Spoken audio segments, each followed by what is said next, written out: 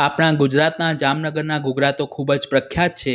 તો આજે આપણે શિયાળામાં મળતા લીલા ચણાનો ઉપયોગ કરીને એકદમ ક્રિસ્પી, ટેસ્ટી અને ચટપટા તીખા ઘૂઘરા બનાવીશું, જેને જમવાની સાથે ફરસાણ તરીકે અથવા તો સાંજે નાસ્તામાં બનાવીને સર્વ કરી શકાય છે.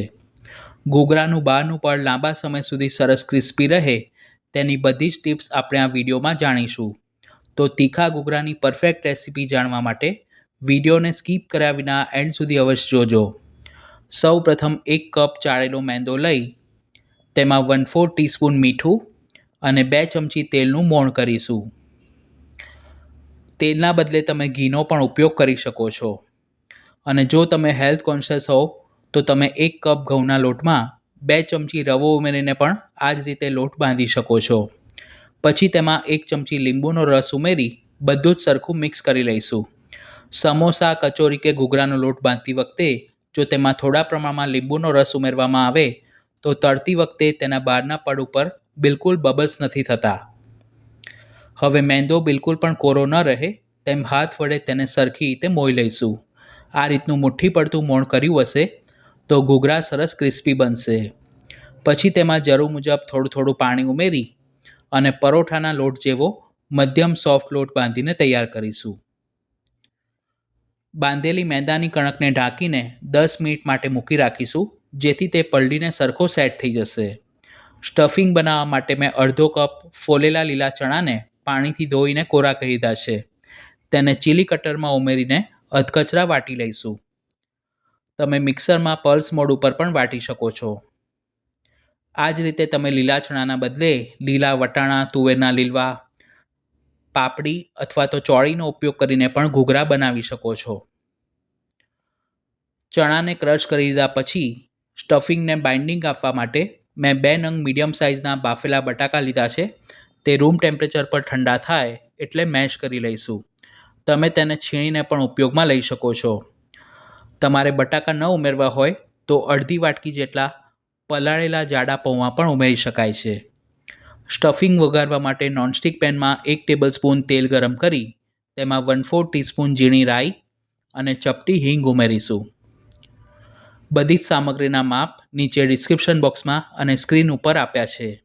રાઈ સરસ ફૂટવા લાગે એટલે ફ્લેવર માટે અડધી ચમચી સૂકી વરિયાળી અને 1 ચમચી સફેદ તલ ઉમેરીશું. તેની સાથે 1 ટેબલસ્પૂન બારીક સમારેલા કાજુ, 1 ચમચી કિશમિશ અને તીખાશ માટે 1/2 ચમચી આદુ મરચાંની પેસ્ટ ઉમેરી તેની કચાશ દૂર થાય ત્યાં સુધી અડધી મિનિટ માટે સાંતળી લઈશું.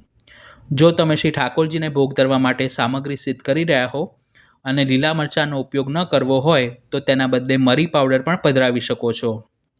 વઘાર તૈયાર થાય એટલે તેમાં ક્રશ કરેલા લીલા ચણા અને બાફીને મેશ કરેલા બટાકા ઉમેરી સરખી રીતે મિક્સ કરી લઈશું.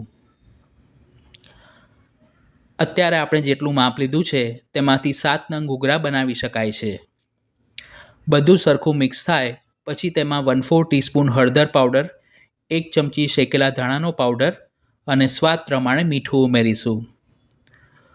સ્ટફિંગને સરસ ચટપટું અને ટેસ્ટી બનાવવા માટે તેમાં 2 ચમચી ખાંડ અને ખટાશ માટે 1 ચમચી લીંબુનો રસ ઉમેરીશું.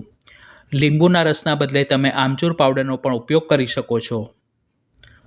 હવે મસાલાને સ્ટફિંગની સાથે મિક્સ કરી ચણા બટાકામાં જે મોઇસ્ચરનો ભાગ છે તે બધો બળી જાય અને મસાલા તેમાં સરસ ચડી જાય ત્યાં સુધી 5 મિનિટ માટે ધીમી આંચ પર શેકી લઈશું. તમને ગરમ મસાલાની ફ્લેવર પસંદ હોય તો 1/4 ટીસ્પૂન જેટલો ઉમેરી શકો છો. આ રીતે સ્ટફિંગ પેનમાંથી સરખું સેપરેટ થવા લાગે એટલે છેલ્લે તેમાં 1 ટેબલસ્પૂન બારીક સમારેલી કોથમીર ઉમેરી ગેસ બંધ કરી તૈયાર કરેલા સ્ટફિંગને એક પ્લેટમાં કાઢી રૂમ ટેમ્પરેચર પર સરખું ઠંડુ થવા દઈશું. આ સિવાય પણ બીજા ઘણા બધા પ્રકારના ઘૂઘરા અને લીલા ચણામાંથી બનતી વાનગીની રેસીપી મેં ચેનલ પર પોસ્ટ કરી છે, જેના પ્લેલિસ્ટની લિંક આઈ બટન પર અને ડિસ્ક્રિપ્શન બોક્સમાં આપી છે. 10 મિનિટ બાદ મેંદો સરસ પલળીને સેટ થઈ ગયો છે. સહેજ તેલવાળો હાથ કરી તેને કેળવીને સ્મૂથ કરી લઈશું અને પછી તેમાંથી મોટી સાઇઝના લુવા બનાવીશું. જો તમારે કચોરી બનાવવી હોય તો આ જ રીતે તમે બધી પ્રોસેસ કરી અને કચોરીનો શેપ પણ આપી શકો છો. હવે લુવાને હથેળી વડે પ્રેસ કરી ઢાંકીને મૂકી રાખીશું જેથી તે સુકાઈ ના જાય. એક લુવાને આદરી પર મૂકી તેમાંથી મધ્યમ જાડી ગોળ પૂરી વણી લઈશું. પૂરી બહુ વધારે પડતી જાડી પણ ન રાખવી, નહીંતર તેને તળવામાં સમય વધુ લાગશે અને જે સ્ટફિંગનો ટેસ્ટ છે તે સરખો નહીં આવે. સ્ટફિંગ રૂમ ટેમ્પરેચર પર ઠંડુ થાય એટલે પૂરીની વચ્ચે આ રીતે 2 ચમચી જેટલું સ્ટફિંગ ભરીશું અને સામસામેની કિનારી ભેગી કરી પ્રોપર રીતે સ્ટીક કરીશું. ઘૂઘરામાં અંદર બિલકુલ પણ હવાનો ભાગ ન રહે તે રીતે તેને સીલ કરવું. પછી આંગળી અને અંગૂઠાની મદદથી કાંગળી પાડીશું. તમને હાથેથી કાંગળી પાડતા ન ફાવે તો તમે કાંટા ચમચીથી પ્રેસ પણ કરી શકો છો, અથવા તો માર્કેટમાં જે ઘૂઘરા બનાવવા માટેના મોલ્ડ મળે છે તેનો પણ ઉપયોગ કરી શકાય છે. આ રીતે વારાફરતી બધા જ ઘૂઘરાને ભરી તેને એક પ્લેટમાં ગોઠવીશું. હવે ઘૂઘરાને તળતા પહેલાં તેના ઉપર કાંટા ચમચી અથવા તો ટૂથપીક વડે થોડા છેદ કરવા, જેથી તળતી વખતે તે બિલકુલ ખુલી ના જાય. કડાઈમાં જરૂર મુજબ તેલ ગરમ કરી તેમાં સમાય તેટલા ઘૂઘરાને તળી લઈશું. તળતી વખતે તેલનું ટેમ્પરેચર મીડિયમ હોવું જોઈએ અને ગેસની ફ્લેમ લો ટુ મીડિયમ રાખવી. ઘૂઘરા કાચા હોય ત્યાં સુધી તેના પર જારો ન લગાવવો.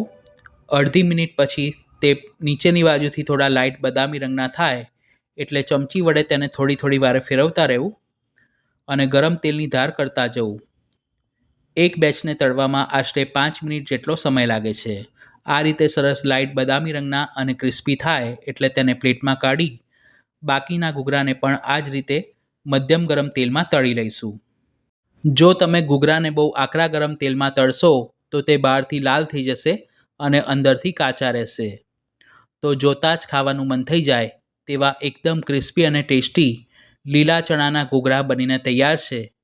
અત્યારે મેં તેને કોથમીર ફુદીનાની ગ્રીન ચટણી અને ખજૂર આંબલીની મીઠી ચટણી સાથે સર્વ કર્યા છે. તમે ઘૂઘરાની ઉપર ચટણી રેડી અને તેને સેવ અને મસાલા સિંગથી પણ ગાર્નિશ કરી શકો છો. તો શિયાળાની સિઝનમાં તમે પણ આ રેસીપી ઘરે જરૂર ટ્રાય કરજો.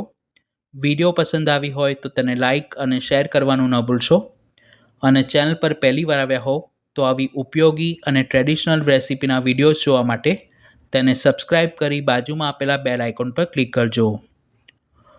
તો ફરી મળીશું એક નવી રેસીપી સાથે. Thanks for watching this video.